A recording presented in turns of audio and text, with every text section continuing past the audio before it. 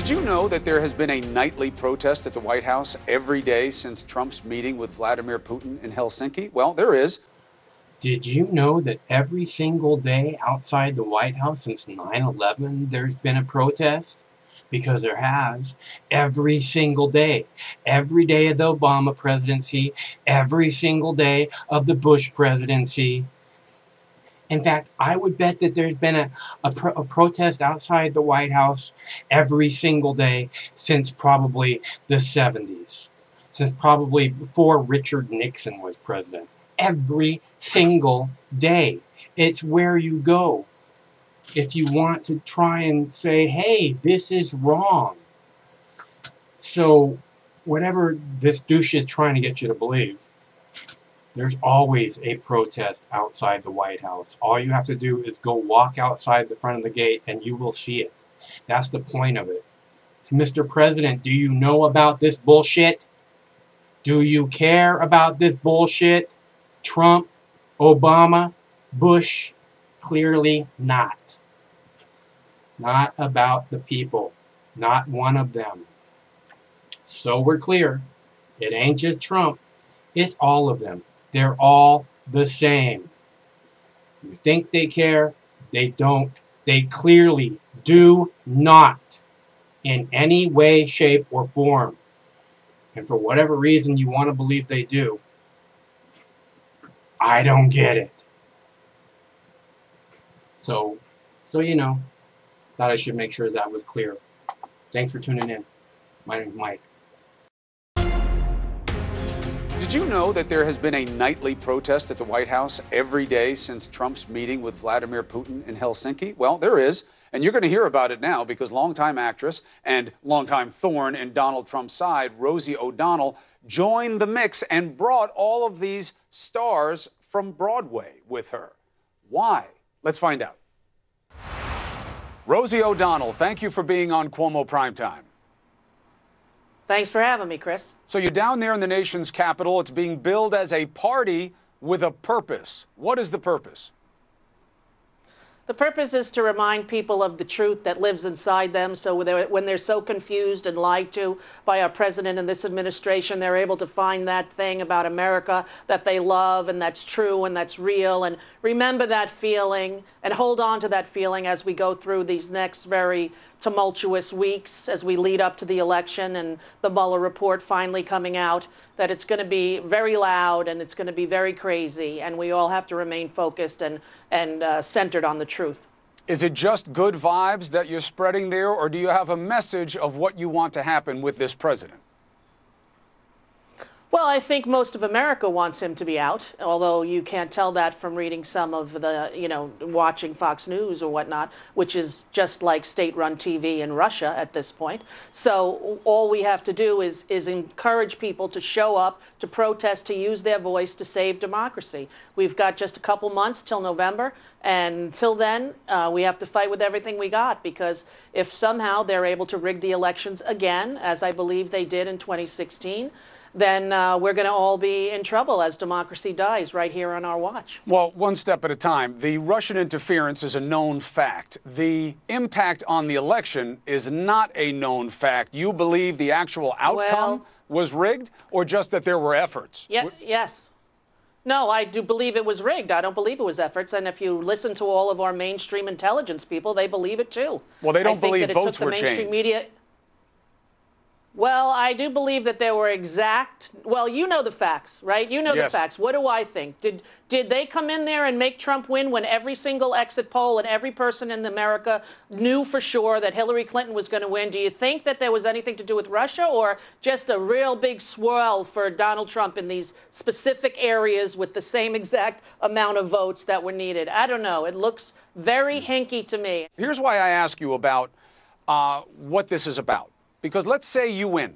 Let's say the Democrats win. You get the House. Probably not the Senate, but you get the House. There's a call for impeachment among progressives like yourself. Two things happen. Well, I don't think it's just progressives, Chris. All right. There will be a call for impeachment from all those not heard who are the majority in America. Okay. I give you that fact. I'll stipulate to it for the point of this argument. Okay. So everybody calls out. You don't have the votes. It doesn't happen. You galvanize support for the president, and we are torn more apart in this country. Are you worried about that outcome? No, I am not. I am believing in the American people. I believe in this country. I believe in what it was founded on. I believe in the Constitution. I think that on Election Day, we're going to show up in a huge way, in a way that we haven't ever seen before in the United States. And people have just really had enough. They've had enough of a president who separates families and puts babies in cages. You know all of the catchphrases. Every day he does something worse than the day before. And he tops it and tops it and tops it. I believe that Trump is loathed in America, that people are embarrassed and ashamed of who he is, and that come Election Day, we're going to stand up at the polls and let him know. And unless he goes in and has the Russians kind of fix it like he did last time in 2016, you know, we're going to see him gone. And that's what I'm waiting and hoping for, and hoping that people across the country are inspired to use their own voice in whatever way to get people to know that this country is worth fighting for. Amen on that. The more people get involved, the higher the voter percentage is, the more people will get what they want. It will reduce the effects of money on politics. It will make everything better. Not perfect, but better. So I'm all with you. The more people go out and vote their conscience, the better, whatever their conscience is. Here's my other concern. There is reason to criticize the president. I am not going to fight you on that point. However, for the Democrats to come into mainstream power, so that means that they have what the Republicans have right now, the House, the Senate, the White House, I think history suggests you have to be more than anti. You have to be pro things. You have to give people a reason to believe. You have to give them some type of sense that captures their imagination and gives them hope. What is that for Democrats where they can say, not just he's a liar, he's a bad guy, but here's how we'll make the economy even better, which is hard given the numbers, that we'll be even safer than we are, because that's what people will be looking to. Well, when you report the economy, you report how it affects the top 1%, or you report how it affects everyone. The economy's doing good if you're a multi-billionaire. It's not doing good, and the tax cuts didn't do good for the average American. So I don't believe that the economy is thriving with the metrics that you guys are using.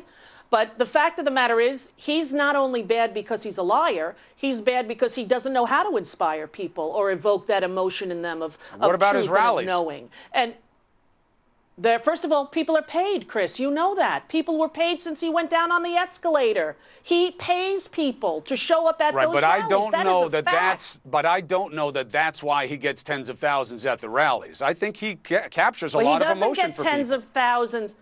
When did he get tens of thousands at the last rally? Tell me when. Oh, no, not at the Tampa. I think they only had 9,000 seats, and there were people outside. But, Rosie, I've seen them.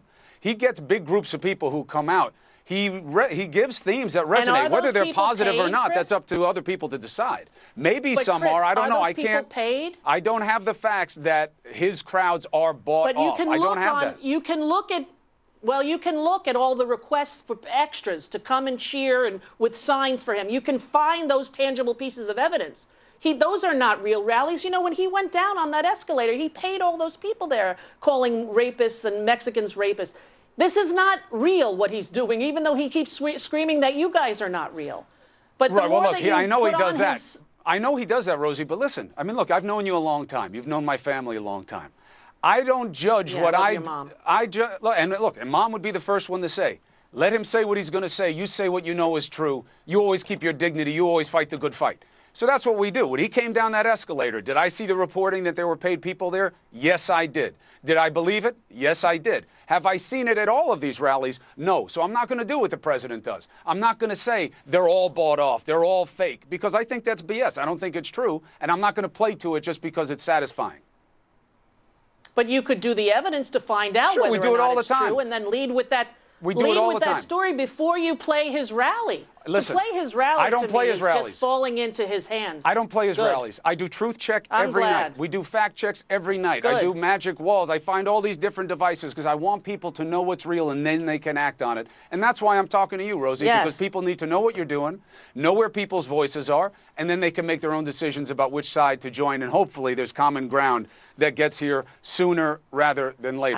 I hope there is common ground. You know, people ask me all the time, your son's a Marine. How can you have a son who's a Marine when you're such a leftist, pacifist kind of a person? Well, I love and respect my son, and I can hold two opposing thoughts in my head at one time. One is that I'm terrified that something horrible is going to happen to him. And the other is that God forbid. I'm so immensely proud of the commitment that he has given to this country because he believes in this country the same way that I do. I believe in America and what it stands for in the Constitution. And this president and administration has done everything they can to undermine it. And it's not okay. Well, listen. It's not all right in any way. And we have to use our voices and fight. You do exactly that. That's why good men and women like your son are fighting for our freedoms. And when somebody serves in a family, the whole family feels it. The whole family sacrifices. So thank you to your entire clan for the dedication to the country and the service of your son. Thank you, Chris Cuomo. Peace. Let's see. We'll be following what happens at the White House, and we'll see what the impact of this party with a purpose is all about tonight. Now,